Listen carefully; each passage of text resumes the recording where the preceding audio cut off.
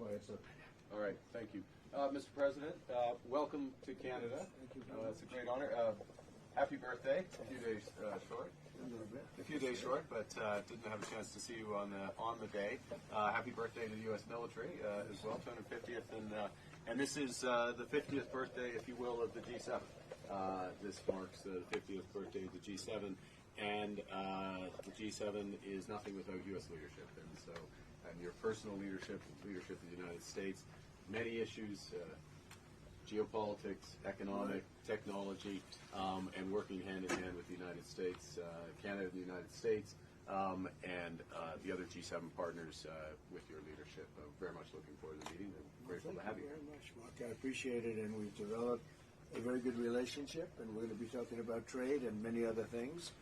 And we have a whole group of people, some traders and some other people. I see my top economy people.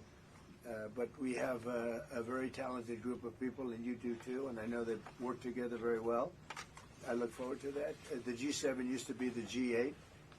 Barack Obama and a person named Trudeau didn't want to have Russia in, and I would say that was a mistake, because I think you wouldn't have a war right now if you had Russia in, and you wouldn't have a war right now if Trump were president 4 years ago. But it didn't work out that way, but it used to be the G8.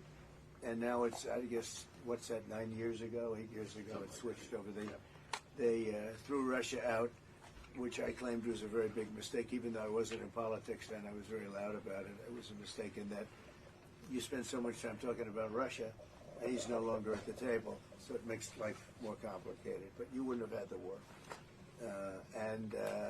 Other than that, I think we're going to accomplish a lot. And I expect to. And I think our primary focus will be trade and trade with Canada, and I'm sure we can work something out. Yeah, very good. Thank you very much. Yeah, so much. Thank you very much. Mr. President, up a deal with Canada? Say it. What is holding up a deal with Canada from your perspective? It's not so much holding up. I think we have different concepts. I have a tariff concept, and Mark has a different concept, which is something that some people like. But we're going to see if we can get to the bottom of it today.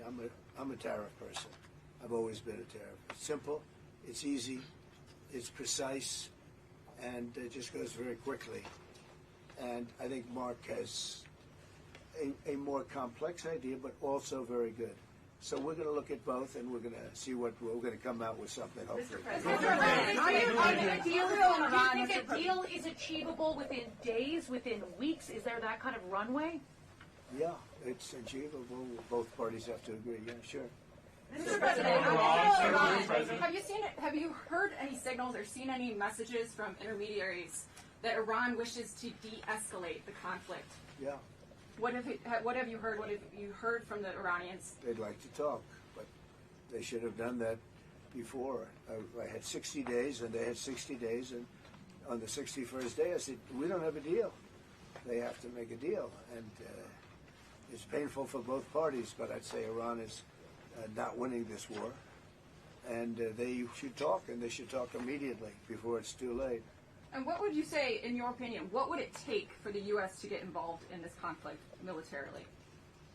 I don't want to talk about that. And you mentioned Putin. Do you think that he should have a seat at the G7 today, that it should be the G8? I'm not saying he should at this point, because too much water's gone over the dam, maybe. But it was a big mistake. Obama didn't want him, and the head of your country, the proud head of your country, didn't want him. This was a big mistake. You wouldn't have that war. You know, you have your enemy at the table. Even I don't even consider him. He wasn't really an enemy at that time. There was no concept. If I were president, this war would have never happened. But likewise, if he were a member of what was called the G8 at that time, it was always the G8, you wouldn't have a war right now. Why not? What material support and what intelligence support are you providing Israel?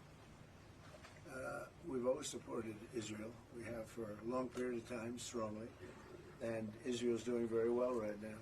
Why not have China at the G8? Why not have China here, the biggest economy in the world after the United States? Well, it's not a bad idea. I don't mind that. If somebody wants to suggest China coming in, I think we suggest. But you want to have people that you can talk to. You know, they don't talk. Putin speaks to me. He doesn't speak to anybody else. He doesn't want to talk because he was very insulted when he got thrown out of the G8. As I would be, as you would be, as anybody would be. He was very insulted. And, I mean, he was thrown out by Trudeau, who convinced one or two people, along with Obama. He was thrown out, and he's not a happy person about it, I can tell you that.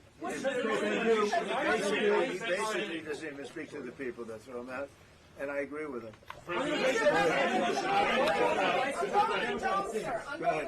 On immigration, why are you ordering ICE to target Democratic inner cities? What's behind that?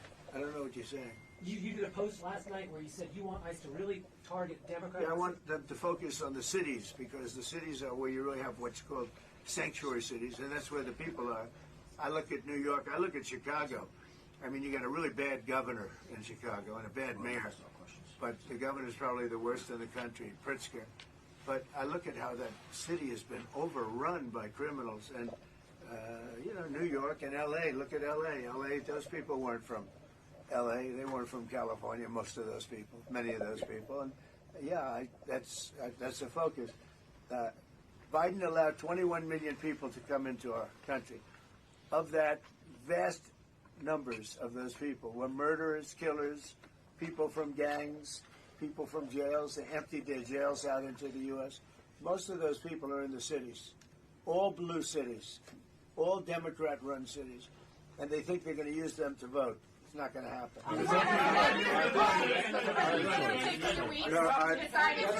That's it.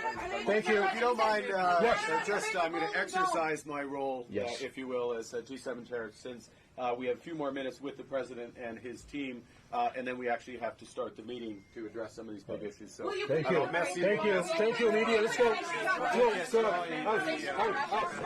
Thank you. That's it. That's it. Thank you very much. Out. Go, guys. Out. Thank you. Katie, let's go. Out. Thank you. Okay. Mr. President, are you seriously considering guys are headed out? Let's go. Thank you very much. Okay, let's go. Here we go.